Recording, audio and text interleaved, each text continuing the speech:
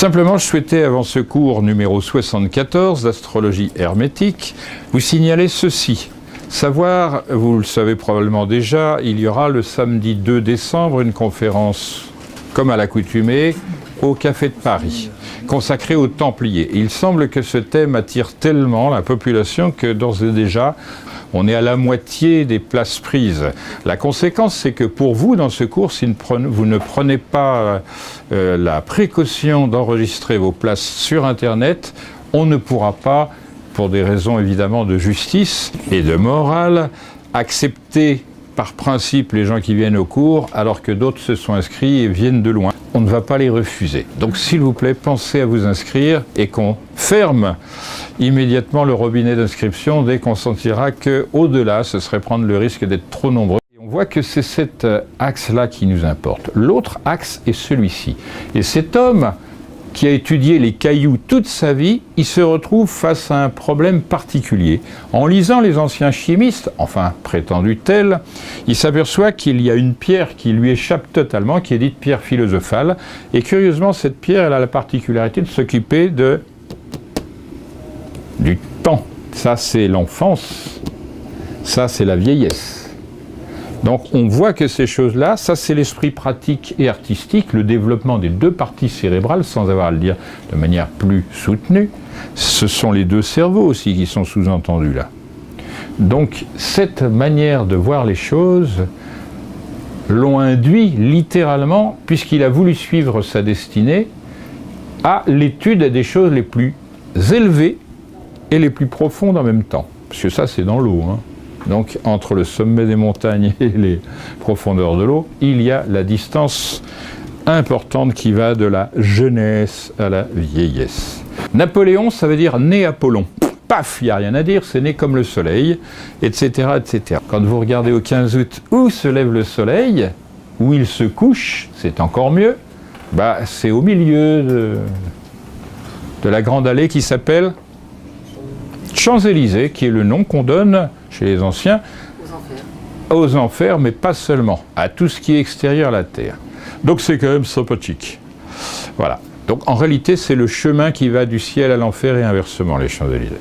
C'est bien. Il faut lire Platon quand même.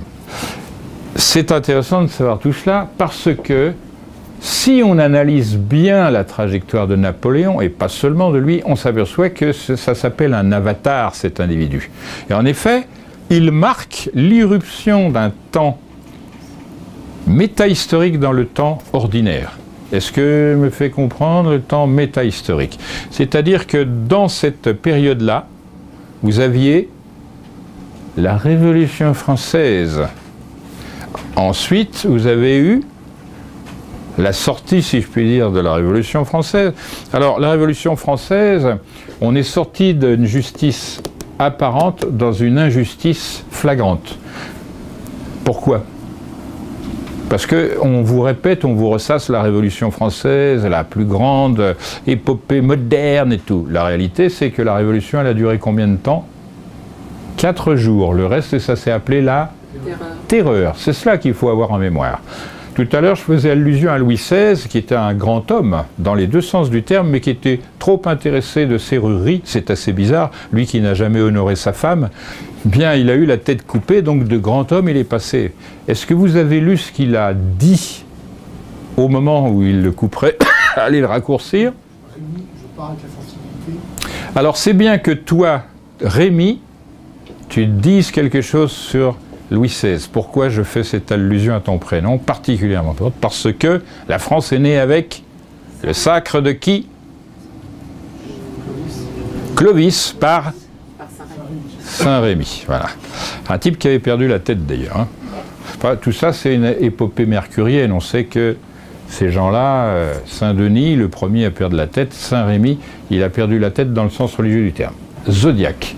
Et tu dis le zodiaque. En réalité, il y en a 3 qui sont superposés. Si vous avez une question à poser dans l'immédiat, la question que vous posez, il faut savoir que vous la posez pour le jour. C'est-à-dire, ça représente une journée. Ça, c'est les 2 premières heures de la nuit, c'est-à-dire de minuit et 2 heures, de 2 heures à 4 heures, de 4 à 6, etc. etc. Ce qu'il est, c'est pour aider à comprendre quand vont arriver éventuellement les événements. Exactement. Donc ça, c'est le zodiaque circadien. Ça marche? Le Donc notez bien, c'est le zodiaque du jour. Si vous avez une recherche, comment s'appelle l'astrologie du chercheur pour un événement immédiat? L'astrologie élective et horaire. Nous avons 3 possibilités.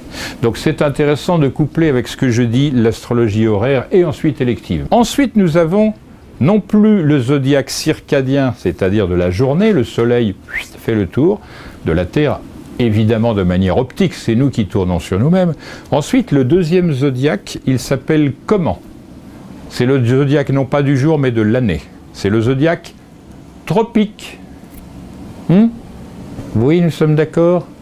Et l'intérêt, c'est que les deux zodiaques tournent dans le même sens.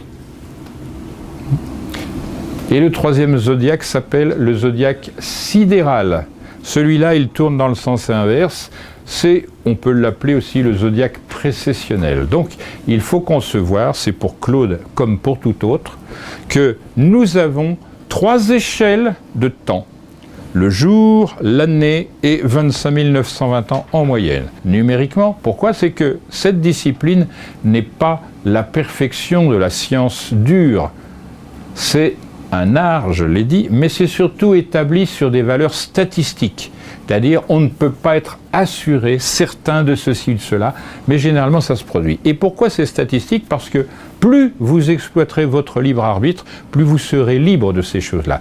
Et je rappelle que saint Thomas disait « les astres n'obligent, ils inclinent ». Ça veut dire que les astres, l'astrologie n'oblige pas l'individu à se plier à un destin, elle l'oblige à prendre conscience de sa liberté, sa quantité de liberté dans un destin préétabli en effet. Mais somme toute assez bien, puisque c'est lui-même qui établit sa trajectoire. On verra ça dans la doctrine de la réincarnation, et on voit que cette doctrine colle très fortement, conséquemment au tarot et à l'astrologie.